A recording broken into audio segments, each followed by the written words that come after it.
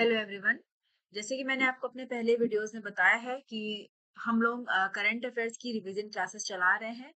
UP PCS की परीक्षा 2025 की 12 अक्टूबर को होनी है और कुछ ही दिन आपके एग्जाम्स में रह गए हैं। तो हमारी पूरी कोशिश है, हमारी वाईपीए टीम की, कि आपका फरवरी से लेके अगस्त महीने तक का जो भी करंट अफेयर्स है वो हर चीज को टॉपिक वाइज हम लोग कवर करा दे।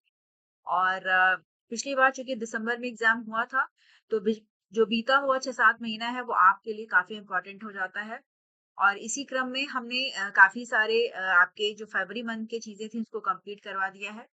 और अभी हम डिफेंस और सिक्योरिटी से रिलेटेड जो भी हमारे टॉपिक्स हैं उनको देखेंगे कि कौन कौन से जैसे कि अगर देख ले तो कौन सा सिस्टम डीआरडीओ ने लॉन्च किया, इसरो की तरफ से क्या चीजें हुई, कौन कौन सी इनिशिएटिव्स हुई हैं सारी जगहों पे।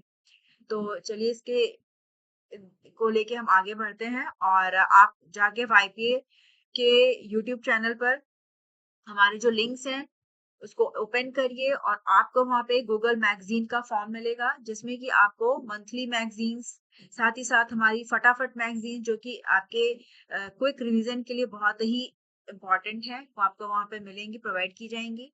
तो आपको गूगल फॉर्म भर के उसे सबमिट करना होगा। और आप हमारे जितने भी सोशल मीडिया प्लेटफॉर्म्स हैं जैसे कि टेलीग्राम, इंस्टाग्राम, फेसबुक, सबको ज्वाइन करिए और चैनल को लाइक करिए, सब्सक्राइब करिए और आगे भी लोगों को शेयर करिए। तो डिफेंस से रिलेटेड अगर हम देखें तो जैसे M23 की बात कही गई है, साथ ही साथ HJT-36 यशस, ये एक इंडिजिनस जेट एयरक्राफ्ट है, एरो शो। तो इन सबको हम अपने नेक्स्ट पूरा जो है इस पे हम डिस्कस करेंगे। तो M23 क्या है ये जान लेते हैं, ये क्वेश्चन कई बार पूछा भी जा चुका है। और तो जैसे कि आप देख सकते हैं कि M23 की बात कही गई है। M23 एक आर्म ग्रुप है और इसको जो है रवांडा जो है इसकी बैकिंग करता है। और ये कॉन्गो की तरफ जो है ये काफी रैपिडली बढ़ रहा है और इनके बीच में काफी लंबे समय से जो स्थिति है वो खराब बनी हुई है। और इन्होंने काफी सारे शहरों को कैप्चर भी कर लिया है जो इम्पोर्टेंट सिटीज हैं कॉन्गो की, डेमोक्रेटिक रिपब्लिक ऑफ कॉन्गो की, जिनके के नाम है काबूमू, बुकामू और साथ ही साथ गोमा। तो ये सारी, ये रेबल ग्रुप का नाम पूछ सकता है और एक बार पूछा भी जा चुका है ये कि कहाँ से रिलेटेड है, क्या है। और M23 की अगर हम बात करें तो ये जो मूवमेंट है इसको इसको कहा जाता है मार्च 23 मूवमेंट और इसकी शुरुआत हुई थी 2012 में। और ये पुराने जो सोल्जर्स हैं और इनका एक रेबल ग्रुप था जिसका की नाम था national Congress for the defence of the people, इनका ये ग्रुप था। और इन्होंने आपस में पूरा जो है वो इनका एक ग्रुप बनाया ताकि ये किन्यारवांदा, ये एक बोली है जो कि वहाँ की पॉपुलेशन के द्वारा बोली जाती है, उसके प्रोटेक्शन के लिए ये पूरा इन्होंने ग्रुप बनाया है।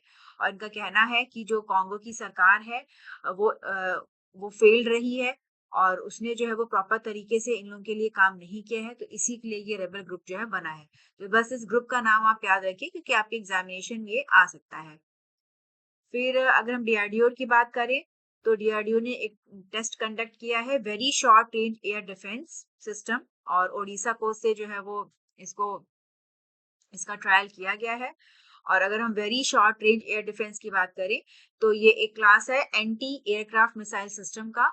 और इसको इस तरह से डिजाइन किया गया है ताकि जो एरियल थ्रेट्स हैं उनको जो है वो काउंटर किया जा सके। और जो भी टेस्टिंग वगैरह का काम होता है वो उड़ीसा के चांदीपुर से होता है ज्यादातर। और यहाँ पे इनका पूरा टेस्टिंग का रेंज है और यहीं से बड़ी बड़ी मिसाइलें जो है वो उनका देखा जाता है कि वो प्रॉपर फंक्शनिंग कर रही हैं कि नहीं कर रही, इनकी टेस्टिंग का काम जो है वो होता है। तो ये नाम आप याद रखिएगा। फिर जो इंडियन कोस्ट गार्ड है उन्हें काफी सक्सेस मिला है प्राइवेसी और काउंटर प्राइवेसी और ड्रग में। इन्होंने बहुत भारी संख्या में जो है वो ड्रग्स वगैरह को जो है वो पकड़ा है। और अगर हम इंडियन कोस्ट गार्ड की बात कर लें तो ये मिनिस्ट्री ऑफ डिफेंस के अंतर्गत काम करता है, तो आप इसको ये जान ही रहिए कि ये क्या है। और ये जितने भी जो मैरीटाइम लॉ हैं उनको एनफोर्समेंट का काम, साथ ही साथ अगर समुद्र में कोई प्रॉब्लम होती है, अगर कोई लोग खो जाते हैं तो उनके सर्च का, रेस्क्यू का काम और स्मगलिंग वगैरह को रोकने का काम, ये सब यही जो है वो देखने का इनकी जिम्मेदारी होती है। फिर RSF attack in white Nile state Sudan. Sudan में भी अगर हम बात करें तो यहाँ पे भी बहुत टाइम से टेंशन चला आ रहा है, और यहाँ पे भी वॉर स्टार्ट हुई अप्रैल 2023 में। और इसमें एक इनके यहाँ एक पैरामिलिट्री ग्रुप है जिसका कि नाम है रैपिड सपोर्ट फोर्सेस। तो इन्होंने जो है वो, इनकी वजह से काफी सारे लोग जो है मारे गए हैं वाइट नाइल स्टेट में, जो कि सूडान में है। तो ये भी आप याद रखिए कि आरएसएफ किस कंट्री में है, तो अगर ये सिलेक्ट क्वेश्चन आ गए तो आप आसानी से बता सकेंगे कि ये सूडान से रिलेटेड है। फिर डिफेंस और एरोस्पेस में इनोवेशन को डेवलप करने के लिए एक नया इनिशिएटिव लॉन्च हुआ है जिसका नाम है आई डेक्स इनिशिएटिव। और तो अगर ये पूछा गया है तो आप इसको आसानी से आंसर कर सकेंगे। और इसको लॉन्च किया गया है कि ज्यादा से ज्यादा नए जो स्टार्टअप्स हैं उनको बनाया जाए, एमएससीज को इसमें इंक्लूड किया जाए, ताकि हमारा जो डिफेंस का क्षेत्र है उसमें और भी ज्यादा बेहतर तरीके से हम काम कर सके। और हमारा जो आत्म भारत एक इनिशिएटिव है जिसके तहत हमारी पूरी कोशिश है कि जो भी चीजें बने वो हमारे देश में बने और हमें बाहरी ताकतों पर निर्भर ना रहना पड़े। फिर Thales and BDL partnership. Thales एक फ्रेंच मल्टीनेशनल कंपनी है और इसका जो स्पेशलाइजेशन है वो एरोस्पेस, डिफेंस और सिक्योरिटी टेक्नोलॉजीज में है। इनके साथ भारत डायनेमिक्स लिमिटेड, इनकी एक पार्टनरशिप हुई है। ये गवर्नमेंट ऑफ इंडिया के द्वारा इसको ओन किया जाता है और ये इंडिया को LBRM एयर डिफेंस सिस्टम जो है वो देंगे, जिसका कि फुल फॉर्म है laser beam riding man pad. ये एक short range man portable air defence system होता है। और अगर हम मैन पैड की बात करें कि ये क्या है, तो man portable air defence system, इसको इस तरह से डिजाइन किया जाता है कि एक सिंगल पर्सन भी इसको कैरी कर सके। और तो ये भी आपके एग्जामिनेशन के लिए इम्पोर्टेंट रहेगा। नेक्स्ट अगर हम देखें तो HJT-36 यशस, और ये एक इंटरमीडिएट जेट ट्रेनर एयरक्राफ्ट है और इसको जो है वो हिंदुस्तान एरोनॉटिक्स लिमिटेड इन्होंने डेवलप किया है इंडियन एयरफोर्स के लिए। और ये एक रिप्रेजेंट कर रहे हैं कि भारत का जो है वो काफी एरोस्पेस के सेक्टर में जो है वो काफी एडवांसमेंट हुआ है।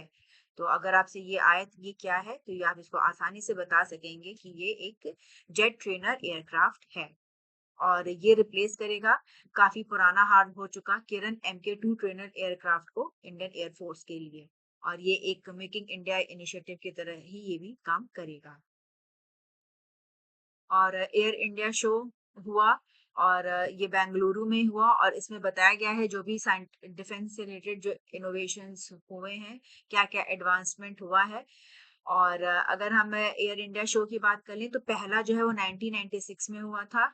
और अब ये एक काफी ग्लोबल इवेंट हो चुका है for aerospace and defence industries.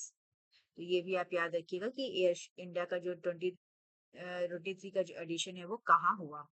तो आगे की आर्टिकल में आप देखेंगे कि इस एयर इंडिया 2025 ये जो हुआ है, इसमें बेंगलुरु में, इसमें काफी सारे एडवांस जो हमारे जेट हैं, फाइटर जेट्स, इनको शो किया गया, जैसे कि Su-57, F-35 और साथ ही साथ AMCA प्रोजेक्ट। और पहले वाले में देखिए इसमें मिस प्रिंटिंग हो गया था, तो ये 2023 नहीं, सॉरी 2025 का ही है। और इसमें जो है वो एक मंथन भी एक प्लेटफॉर्म था जिसमें कि जो है वो स्टार्टअप्स को प्रमोट करने के लिए और नए नए इनोवेशंस के लिए जो है वो बातें की गई। साथ ही साथ आईडेक्स मैंने आपको पहले बताया है कि ये है इनोवेशन फॉर डिफेंस एक्सीलेंस। फिर इंडियन नेवी की ट्रॉपेक्स 25 एक्सरसाइज हुई है और ये हर 2 वर्ष पे होती है, बायनियल, मतलब ये 2 बार होती है। और इसका नाम है थिएटर लेवल ऑपरेशनल एक्सरसाइज। और इसमें जो है वो देखा जाता है कि किस प्रकार से जो इंडियन नेवी के द्वारा इसको कंडक्ट कराया जाता है कि क्या जो हमारे हमारी जो क्षमताएं हैं वो कैसी हैं। अ, और जो हमारी एनवायरमेंट, जो मैरीटाइम एनवायरमेंट है, उसको हम किस तरह से जो है वो हैंडल कर सकते हैं। और इसमें जो है बाकी जो आर्मी के विंग्स हैं उनका भी जो है वो देखा जाता है कि किस प्रकार अगर कोई थ्रेट है, जैसे कि अभी पाकिस्तान की तरफ से आक्रमण हुआ था तो ऑपरेशन सिंदूर चलाया गया, तो उसमें हम कितनी तीव्र गति से तुरंत जो है वो एक्शन ले सकते हैं अपने विरोधी ताकतों के विरुद्ध। तो ये आप इसको याद रखिएगा। ये टॉपिक्स जो है वो नेवी का एक्सरसाइज होता है। फिर सक्सेसफुल फ्लाइट ट्रायल हुआ है। डीआरडीओ और इंडियन नेवी ने NASM-SR एंटी शिप मिसाइल, इनकी जो है टेस्ट फायरिंग हुई है। और NASM की बात करें तो ये नेवल एंटी शिप मिसाइल है, शॉर्ट रेंज है, और इसको जो है वो इंडिजिनसली जो है वो डेवलप किया गया है, जो कि शिप के मिसाइल सिस्टम के अगेंस्ट जो है वो काम करता है। और इंडिया की फाइबर ऑप्टिक गायरोस्कोप टेक्नोलॉजी, ये भी इसमें इसका यूज किया गया है, और इसमें भी हम काफी आगे बढ़ गए हैं। तो ये हमारे एग्जाम में पूछा जा सकता है कि ये टेक्नोलॉजी किससे रिलेटेड है। फिर भारत और जापान की जॉइंट मिलिट्री एक्सरसाइज धर्मा गार्जियन, ये जापान में हुई है, और इसका ये 6वां एडिशन था, और ये 24 फरवरी से 9 मार्च तक ये चलेगा। और ये कई बार एग्जामिनेशन में पूछा गया है कि धर्मा गार्जियन जो एक्सरसाइज है वो किस किस कंट्रीज के बीच में होती है, तो ये भारत और जापान का जॉइंट मिलिट्री एक्सरसाइज होता है। फिर सीबीआई की तरफ से एक साइबर क्राइम नेटवर्क चल रहा था, स्पेशली जो जर्मन नेशनल्स को लेके, तो इनके लिए इनके अगेंस्ट एक ऑपरेशन चलाया गया जिसको कि नाम दिया गया ऑपरेशन चक्र 4। और इसमें जो है वो इलीगल कॉल सेंटर और जो डिजिटल एविडेंस वगैरह है उनको सीज करने का काम किया गया है। नेक्स्ट अगर आर्टिकल हम देखें तो इंडियन नेवी ऑफिसर्स, इन्होंने सक्सेसफुली केप हॉर्न को नेविगेट करने का काम किया है। लेफ्टिनेंट कमांडर्स दिलना के और रूपा ए, इन्होंने परिक्रमा की है, और इन्होंने INSV तारिणी, इससे जो है वो केप हॉर्न की परिक्रमा की है। और ये भारत की सागर परिक्रमा एक एक्सपेडिशन है। इसके तहत डिफरेंट डिफरेंट जो हमारे रीजन्स हैं उनको जो है वो इंडियन नेवी के जो ऑफिसर्स हैं ये उसको परिक्रमा करने का काम करेंगे। और अगर हम केप हॉर्न की बात कर लें तो ये एक काफी क्रूशियल पॉइंट माना जाता है, और ये बहुत ही ज्यादा चैलेंजिंग स्पॉट है। यहाँ पे बहुत तेज हवाएं रहती हैं, लंबी लंबी वेव्स रहती हैं, कई प्रकार के यहाँ पे आइसबर्ग्स हैं, तो ये सबसे ज्यादा डेंजरस शिपिंग रूट माना जाता है दुनिया का। तो इसकी ये एक इंडिया के लिए अचीवमेंट है। INSV तरिणी की बात करें तो ये एक 55 फुट का लंबा सेलिंग वेसल है, और इसको भारत के द्वारा बनाया गया है। और इसका जो इस्तेमाल है वो भारतीय इंडियन नेवी के द्वारा ट्रेनिंग के लिए और बाकी एक्सपेडिशंस के लिए किया जाता है। तो ये आप नाम याद रखिएगा क्योंकि कि ये दोनों चीजें जो है वो पूछी जा सकती हैं। फिर इंडिया और इजिप्ट की जॉइंट मिलिट्री एक्सरसाइज हुई है जिसका कि नाम है साइक्लोन, और ये बीकानेर में हुआ, राजस्थान में। और ये एक एनुअल इवेंट है जिसके तहत दोनों ही देशों के बीच जो मिलिट्री रिलेशंस है उनको प्रमोट करने का काम किया जाता है, और दोनों ही कंट्री जो है वो इंफॉर्मेशन शेयर करती हैं। साथ ही साथ जो वॉर से रिलेटेड जो चीजें हैं उनको भी यहाँ पे जो आदान प्रदान होता है सूचनाओं का। तो साइक्लोन एक्सरसाइज भी आप नाम याद रखिएगा कि किस कंट्रीज के साथ इंडिया करता है। फिर मिनिस्ट्री ऑफ डिफेंस ने कॉन्ट्रैक्ट साइन किया है BEL के साथ। BEL है भारत इलेक्ट्रॉनिक्स लिमिटेड, और ये एक नवरत्न है, पब्लिक सेक्टर अंडरटेकिंग है under ministry of defence government of India. और ये 28 इॉन 2051 electro optical fire control system को बनाने का काम करेंगी, और इनकी मदद से जो नेवल वेसल्स हैं, माना जा रहा है कि उनका जो डोमेस्टिक जो नेवल वेसल्स है वो और बेहतर होंगी, और साथ ही साथ डिफेंस मैन्युफैक्चरिंग में भी इसमें जो है वो बूस्ट आएगा, और एम्प्लॉयमेंट जनरेशन का काम भी होगा।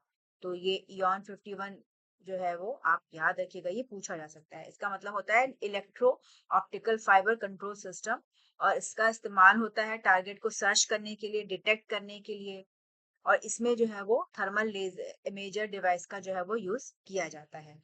और भारत का जो आत्मनिर्भरता का प्रोग्राम है उसके लिए ये एक इम्पॉर्टेंट स्टेप है।